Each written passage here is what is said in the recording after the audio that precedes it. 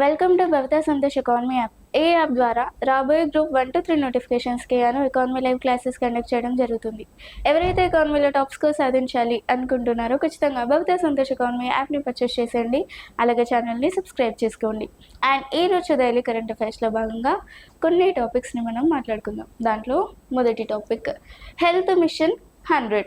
మరి health machine 100 అనేది మనకి తెలంగాణ ప్రభుత్వం మార్చి 2, 2026 నాడు ప్రారంభించిన ఒక ప్రతిష్టాత్మక ప్రోగ్రాం. మరి ఎందుకోసం ప్రారంభించింది ప్రోగ్రాం అంటే మనకి ఈ కార్యక్రమాన్ని రాష్ట్రంలోని మనకు స్వయం సహాయక బృందాల మహిళలు ఎవరైతే ఉన్నారో వారికి ఫ్రీ మెడికల్ సర్వీసెస్ని అందించాలి అన్న ఉద్దేశంతో మనకి హెల్త్ మిషన్ 100ని ప్రారంభించింది. మరి స్వయం సహాయక బృందాల్లో దాదాపుగా 42 లక్షల మంది మహిళలకి మనకి హెల్త్ మిషన్ 100 ద్వారా ఫ్రీ హెల్త్ సర్వీసెస్ని అందిస్తున్నారు. మరి ఇందులో భాగంగా వారు ఈ కార్యక్రమాన్ని 100 రోజుల పాటు నిర్వహిస్తున్నారు. ఈ కార్యక్రమం అనేది మనకి మార్చి 2, 2026 ప్రారంభమై మనకి ఏ రోజున ముగుస్తుంది అంటే జూన్ 9, 2026 నాడు ముగుస్తుంది. అంటే దాదాపుగా 100 రోజుల పాటు ఈ కార్యక్రమం అనేది నడుస్తుంది. మరి ఈ కార్యక్రమంలో భాగంగా వారు టీ డయాగ్నోస్టిక్స్ ద్వారా సుమారు 30 రకాల ఉచిత పరీక్షలను ప్రజలకు అందుబాటులోకి తీసుకురానున్నారు. మరి ఇందులో 30 రకాల ఉచిత పరీక్షలను అందుబాటులోకి తీసుకురానున్నారు. ఎవరి కోసం? స్వయం సహాయక బృందాల్లో ఉన్న మహిళల కోసం ఏర్పాటు చేసిన కార్యక్రమం health machine 100. Health machine 100. So, Health Mission 100, a 100-day intensive public health campaign. It was launched by Government of Telangana on March 2, 2026. This program is a 100-day initiative public health campaign. So, this is aimed to provide free medical services to who are there in self-help groups. So, women provided free health services to them. So, around 42 lakh of women are there in self-help groups. So, in that case, this program was conducted by Telangana government on March 2, 2026, and this program is aimed to scheduled to run until June 9, 2026 onwards.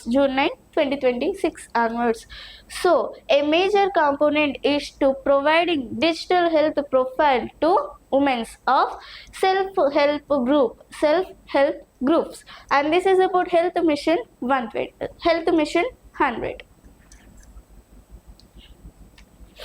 Next, వాతావరణ పరిశోధనను ప్రోత్సహించడానికి IMD మరియు నాగాలాండ్ ఒప్పందం. మరియు IMD మరియు Nagaland signed an agreement to encourage factual research. రీసెంట్గా వాతావరణ పరిశోధనని ప్రోత్సహించడానికి మన భారత వాతావరణ శాఖ అలాగే నాగాలాండ్ ఉన్నత విద్యా శాఖ ఏదైతే ఉందో వాటి మధ్య ఒక ఒప్పందం కుదిరింది.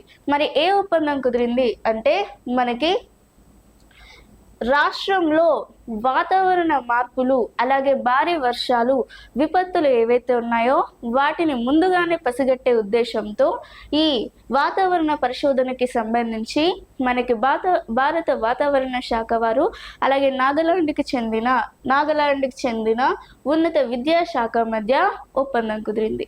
మరి ఈ ఒప్పందంలో భాగంగా వీరు మిషన్ మౌసంలో భాగంగా దీమాపూర్ గవర్నమెంట్ కాలేజీలో ఎక్స్ బ్యాండ్ డోపర్ వెదర్ రాడర్స్ని ఏర్పాటు చేస్తున్నారు. ఎక్కడ? మనకి దీమాపూర్ గవర్నమెంట్ కాలేజ్ ఏదైతే ఉందో దాంట్లో ఎక్స్ బ్యాండ్ డోప్లర్ వెదర్ రాడర్స్ని ఉపయోగిస్తున్నారు. ఈ రాడర్స్ అనేవి ఈ వాతావరణ పరిశోధనలో కీలక పాత్ర పోషిస్తాయి. మరి ఇందులో భాగంగా వీరు అగ్రికల్చర్ అండ్ అర్బన్ మెట్రోలాజీ శాస్త్రీయ పరిశోధనలు చేయడానికి ఈ ఒప్పందం అనేది 20 ఏళ్ల పాటు అమల్లో ఉంటుంది. మరి ఇది ఎంతవరకు అమల్లో ఉంటుందట? దాదాపుగా 20 ఏళ్ల పాటు ఈ ఒప్పందం అనేది అమల్లో ఉంటుంది. IMD and Nagaland signed an agreement to encourage factual research. So this IMD and Nagaland Department of Higher Education signed on February 26, 2026. The major aim of this agreement is to provide the primary goals is to boost weather forecasting and accuracy. So, weather forecasting accuracy and atmospheric research across Nagaland. So, this is a major aim to sign an agreement between both the Indian Meteorological Department and Nagaland Department of Educational or Higher Education. The significant 20 years memorandum of understanding. So it was 20 years agreement signed in between both IMD and Nagaland Higher Education Department. Next, Janaushadhi Saptah 2026. మరి జనౌషధి సప్తాహ్ 2026 అనేది మనకి మార్చి 1 నుంచి మార్చి 7 వరకు నిర్వహించబడుతుంది. మరి ఇది నాణ్యమైన మరియు చౌకైన జనరిక్ మందులపై అవగాహనను కల్పించే ఉద్దేశంతో ఈ జనౌషధి సప్తాహ్ 2026 అనే కార్యక్రమాన్ని నిర్వహిస్తున్నారు. మరి ఈ కార్యక్రమంలో భాగంగా మనకి మార్చి 7న ప్రధాన వేడుకగా జనౌషధి దివాస్ని కూడా నిర్వహిస్తున్నారు. మరి ఈ జనౌషధి సప్తాహ్ 2026 అనేది ఏ థీమ్తో ప్రారంభించారు అంటే మనకి జనౌషధి సప్తి బి అండ్ భరోసే మందా బి సెహత్ కి బాత్ బచ్చత్ కే సాత్ అనే థీమ్తో ప్రారంభించారు. అంటే ఈ థీమ్ తెలుగులో అర్థం ఏంటి అంటే తక్కువ ధర, నమ్మకమైనది, ఆరోగ్యంతో పాటు ఆదా కూడా అనే థీమ్తో ఈ జనౌషధి సప్తాహ్ 2026 అనే ప్రోగ్రామ్ని కండక్ట్ చేయడం జరిగింది. మరి ఈ ప్రోగ్రాంలో భాగంగా దేశవ్యాప్తంగా 250కి పైగా ప్రదేశాలలో ఉచిత ఆరోగ్య పరీక్ష శిబిరాలు నిర్వహిస్తున్నారు. So Jan Aushadhi Saptah 2026. So Janaushadhi Saptah 2026 is being observed from March 1st to March 7, 2026. This week-long initiative organized by Pharmaceuticals and Medical Devices Bureau of India. So this Janaushadhi Saptah program is aimed to raise the awareness on affordability and quality of generic medicines. So this is the main purpose of Janaushadhi Saptah 2026 program. The main purpose of this Janaushadhi Saptah 2026 is raise the awareness of affordability and quality of generic medicines. So in that case this program was held. So this program was held in between March 1 to March 7. So this program was held with the theme of Janaushadhi Saptabi Bharosa Mandabi Sehat Ki Baat Bachat Ke Sada. This program was held with this theme. And this is about Janaushadhi Saptah 2026. Next, exercise ధర్మ garden. మరి exercise ధర్మ garden అనేది మనకి భారతదేశం మరియు Japan దేశాల మధ్య నిర్వహిస్తున్న మనకి ఉమ్మడి సైనిక విన్యాసం. మరి ఉమ్మడి సైనిక విన్యాసం అనేది 7వ ఎడిషన్ అనేది చెప్పుకోవచ్చు. ఈ ఉమ్మడి సైనిక విన్యాసం అనేది ఏ ఎడిషన్? 7వ ఎడిషన్. మరి ఇందులో పాల్గొనే దేశాలు ఏవి అంటే భారత సైన్యం మరియు Japan ground self defence force వారు ఈ ఎక్సర్సైజ్ ధర్మ గార్డెన్లో పాల్గొంటున్నారు. మరి ఇది ఉత్తరాఖండ్లోని చౌబట్టియాలో గలఫరెన్ ట్రైనింగ్ నోడ్లో దీన్ని నిర్వహిస్తున్నారు. లేదంటే దీన్ని ఎక్కడ నిర్వహిస్తున్నారు? ఉత్తరాఖండ్లో ఈ ఉమ్మడి సైనిక విన్యాసాన్ని నిర్వహిస్తున్నారు. దీనిని ఫిబ్రవరి 24, 2026 నుంచి మార్చ్ 9, 2026 వరకు ఈ ఎక్సర్సైజ్ సైనిక ఆర్ ఎక్సర్సైజ్ ధర్మా గార్డెన్ సైనిక విన్యాసం అనేది కొనసాగింది. మరి ఇందులో ఎవరెవరు లేదంటే ఏ ఏ బృందాలు పాల్గొన్నాయి అంటే భారత సైన్యం నుండి లడక్ స్కౌట్స్ మరియు జపాన్ నుండి 32వ పదాతి దళ రెజిమెంట్ దళాలు ప్రాతినిధ్యం వహిస్తున్నాయి. ఏమేమి వహిస్తున్నాయి, ఏ దళాలు ప్రాతినిధ్యం వహిస్తున్నాయి ఇందులో అంటే మనకి భారత సైన్యం నుంచి లడక్ స్కౌట్స్ మరియు జపాన్ నుండి 32వ పదాతి దళ రెజిమెంట్ దళాలు ఇందులో ప్రాతినిధ్యం వహిస్తున్నాయంట. మరి ఇందులో ప్రతి పక్షం నుండి సుమారు 120 మంది సభ్యులు ఇందులో పాల్గొంటున్నారు. Exercise Dharma Guardian. Exercise Dharma Garden. So this Exercise Dharma Garden is a annual joint military operation in between India and Japan. So it is a 7th edition. It was held in Uttarakhand in February 24 to March 9, 2026 onwards. So in this event or in this military exercise, the participants are from India represented by Ladakh Scouts, and from Japan represented by 32 infantry regiment. And this is about Exercise Dharma Garden. Next ప్రపంచ వన్యప్రాణుల దినోత్సవం 2026. మరి ప్రపంచ వన్యప్రాణుల దినోత్సవం 2026 అనేది మనం ఏ రోజున నిర్వహించుకుంటాం అంటే మార్చ్ 3, 2026 నాడు. మరి ఎందుకోసం నిర్వహిస్తాం అంటే మనకి ప్రపంచవ్యాప్తంగా ఉన్న వన్యప్రాణులు, జంతుజాలం, అలాగే మనకి వృక్షజాలం పట్ల అవగాహనని పెంపొందించే ఉద్దేశంతో, అలాగే మానవ ఆరోగ్యంలో ఔషధ మొక్కలు ఏ విధంగా తమ పాత్రను పోషిస్తాయి అనే దాన్ని గుర్తు చేసే ఉద్దేశంతో మనకి ప్రపంచ వన్యప్రాణుల దినోత్సవాన్ని ప్రతి సంవత్సరం మార్చి 3 నాడు నిర్వహిస్తాం. మరి వన్యప్రాణుల దినోత్సవాన్ని జరుపుకోవాలి అని చెప్పి ఎవరు ప్రకటించారు అంటే మనకి యునైటెడ్ నేషన్స్ ఆర్గనైజేషన్స్ వారు ప్రకటించారు. ఏ సంవత్సరంలో అంటే మనకి 2013లో ఈ ప్రపంచ వన్యప్రాణుల దినోత్సవాన్ని జరుపుకోవాలి అని చెప్పి ఐక్యరాజ్య సమితి వాళ్ళు ప్రకటించారు. మరి ఆ విధంగానే ప్రతి సంవత్సరం మార్చి 3 నాడు ఈ ప్రపంచ వన్యప్రాణుల దినోత్సవాన్ని జరుపుకుంటున్నాం. మరి ఈ సంవత్సరం మార్చి 3, 2026 నాడు ఈ ప్రపంచ వన్యప్రాణుల దినోత్సవం అనేది ఏ థీమ్తో ప్రారంభించారు అంటే మనకి ఔషధ మరియు సుగంధ మొక్కలు, ఆరోగ్యం, వారసత్వం మరియు జీవనోపాధిని కాపాడుకోవడం అనే థీమ్తో ఈ ప్రపంచ వన్యప్రాణుల దినోత్సవాన్ని ప్రారంభించారు. మనకి ఎప్పుడు కానీ ఒక టాపిక్ని చదువుతున్నప్పుడు ఖచ్చితంగా మనకి ఆ క్వశ్చన్స్ అది ఎప్పుడు స్టార్ట్ అయింది, అలాగే ఏ థీమ్తో స్టార్ట్ అయింది, ఎవరు ప్రారంభించారు, దాని ప్రాసెస్ ఏంటి, ఉద్దేశం ఏంటి అనేది ఖచ్చితంగా మనకి టాపిక్లో చదువుకోవాల్సిన విషయం. కాబట్టి ఖచ్చితంగా మనం ఒక టాపిక్ని చదువుకుంటున్నాం అంటే దాని మేజర్ థీమ్ ఏంటి అనేది పక్కాగా చూడాల్సిన విషయం. అంటే మనం మెయిన్గా చూడాల్సింది ఏంటి అంటే థీమ్.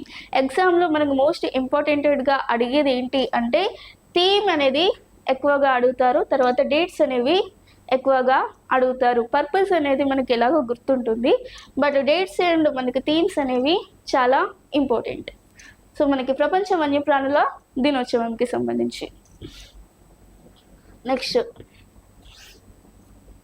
గిచక్ నకానా, అస్సాం. మరి ఏంటి గిచక్ నకానా అంటే గిచక్ నకానా అనేది మనకి భూగర్భ జల చేప జాతి. మనకి అస్సాంలోని ఒక గోల్పారా జిల్లాలో ఒక ప్రముఖమైన లేదంటే ఒక ప్రత్యేక చేప జాతిని గుర్తించారు. మరి ఆ ప్రత్యేక చేప జాతి ఏదైతే ఉందో ఆ చేప జాతి అనేది మనకి భూగర్భ జల చేప జాతికి సంబంధించింది. మరి భూగర్భ జల చేప జాతి ఏదైతే ఉందో అది చాలా స్పెషల్ కేటగిరీలో ఉంది. ఎందుకంటే దీని లెంత్ అనేది జస్ట్ 2 సెంటీమీటర్స్ మాత్రమే ఉంటుంది. అలాగే దీని యొక్క శరీరం అనేది పారదర్శకంగా ఉంటుంది, దీనికి కళ్ళు అనేవి ఉండవు.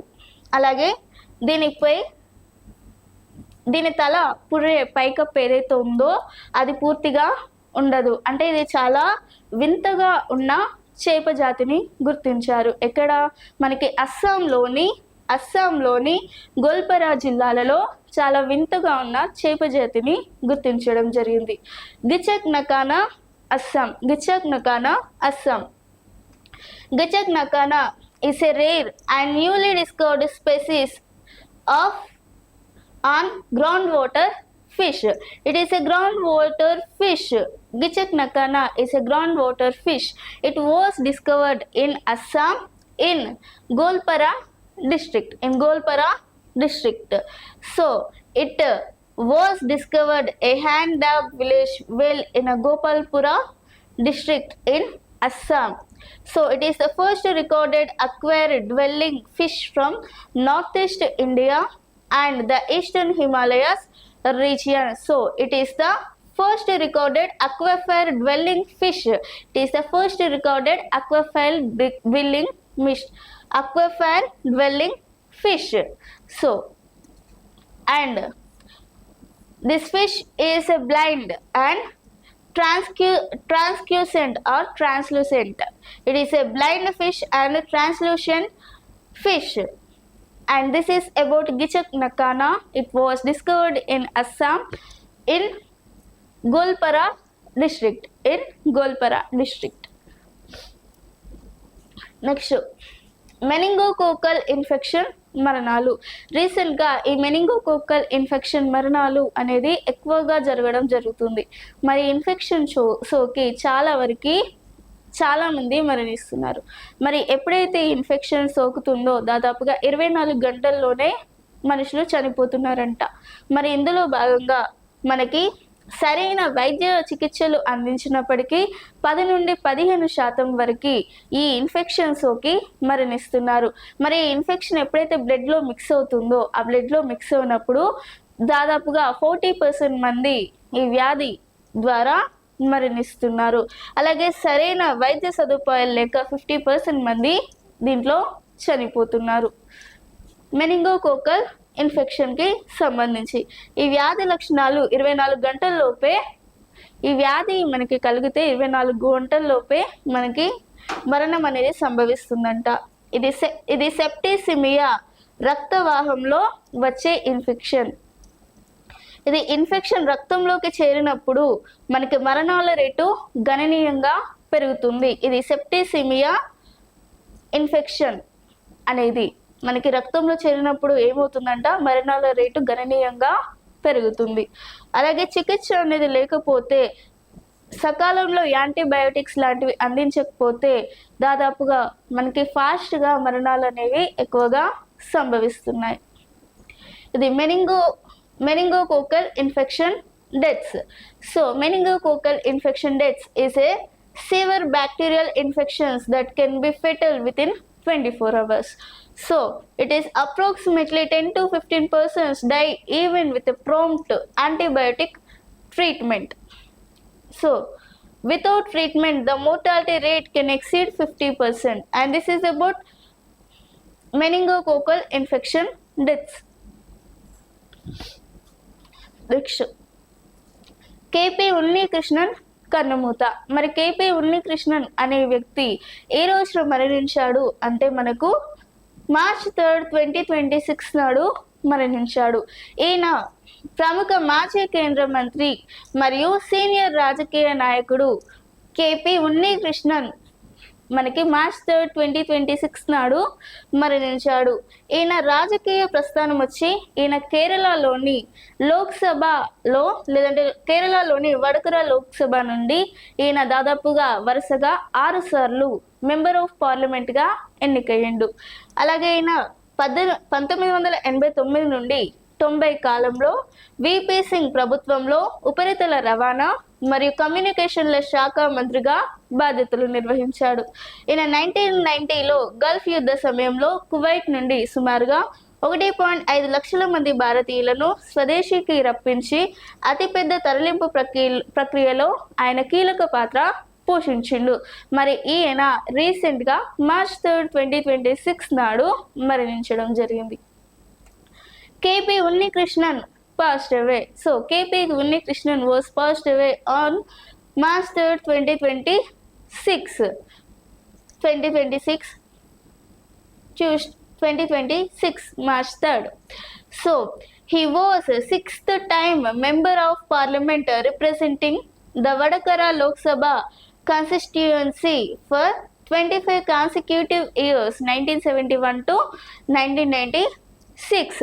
This is the political career of KP Unnikrishnan. He was unfortunately died on March 3rd, 2026. Next Mahatma a great communicator. మరి మహాత్మా ఏ గ్రేట్ కమ్యూనికేటర్ అనే పుస్తకాన్ని మనకి మార్చి 2nd, 2026 నాడు న్యూఢిల్లీలో విడుదల చేయడం జరిగింది. మరి న్యూఢిల్లీలో ఎవరు విడుదల చేశారు అంటే మనకి కేంద్ర కార్మిక మరియు ఉపాధి వ్యవహారాలు మరి క్రీడా మంత్రిత్వ శాఖ వారైన డాక్టర్ మన్సుఖ్ మాండవియా గారు ఈ మహాత్మా ఏ గ్రేట్ కమ్యూనికేటర్ అనే పుస్తకాన్ని విడుదల చేశారు. మరి ఈ పుస్తకం ఏదైతే ఉందో దీనిని ఎవరు రచించారు అంటే దీన్ని ఆకాశవాణి అదనపు డైరెక్టర్ జనరల్ డాక్టర్ ధీరజ్ కాకడియా గారు ఈ మహాత్మా ఏ గ్రేట్ కమ్యూనికేటర్ అనే పుస్తకాన్ని రాయడం జరిగింది. మరి ఈ పుస్తకం అనేది హిందీ, ఇంగ్లీష్ మరియు గుజరాత్ భాషలో అందుబాటులోకి తీసుకొచ్చారు. మరి ఈ పుస్తకం అనేది ఎవరి కోసం, లేదంటే ఈ పుస్తకంలో ఏముంది అంటే మహాత్మా గాంధీ యొక్క జీవిత చరిత్ర, అలాగే మహాత్మా గాంధీ కమ్యూనికేషన్ నైపుణ్యాలు మరియు స్వతంత్ర సంగ్రామంలో ఆయన పాత్రపై ఈ పుస్తకం రాయడం జరిగింది. అంటే మహాత్మా గాంధీ యొక్క జీవిత చరిత్రపై రాసిన పుస్తకం Mahatma a great communicator. So Mahatma a great communicator. So this book was released on March 2nd, 2026. So it was released by Dr. Mansukh Mandavia. So the author of this A Great Communicator book is Akashvani Director General Dr. Dheeraj Kakadiya. So A Great Communicator, a book is wrote about a life of Gandhi and his exceptional communicational strategies of Gandhi's and also his role in independence. So in that case the book was wrote by Dr. Dheeraj Kakadiya.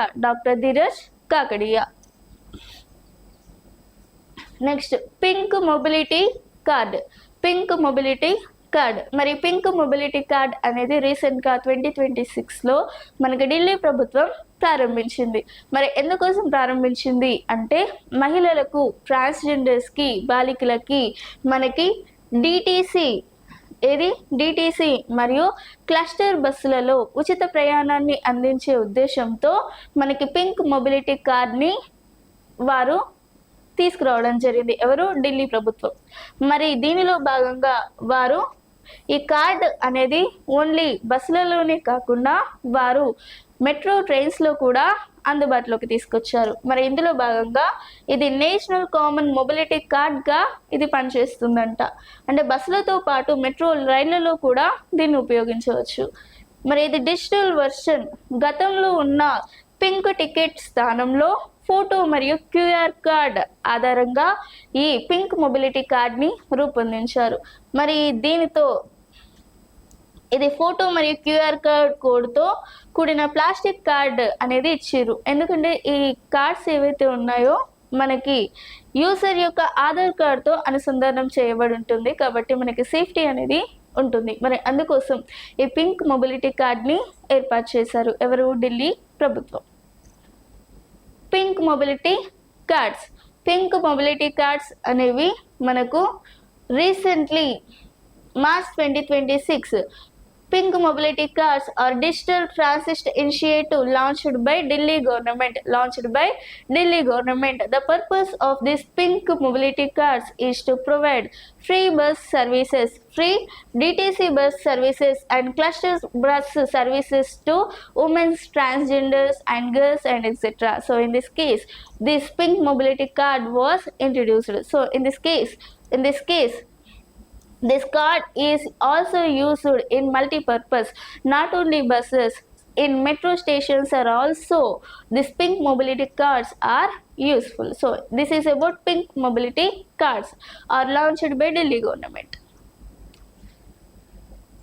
మరి ఇది ఈరోజు daily current అఫైర్స్కి సంబంధించి. మీకు ఇలాంటి topics ఇంకా కావాలి అనుకుంటే ఖచ్చితంగా భవితా సంతోష్ ఎకానమీ యాప్ని పర్చేస్ చేసేయండి. అలాగే ఛానల్ని సబ్స్క్రైబ్ చేసుకోండి. Thank you.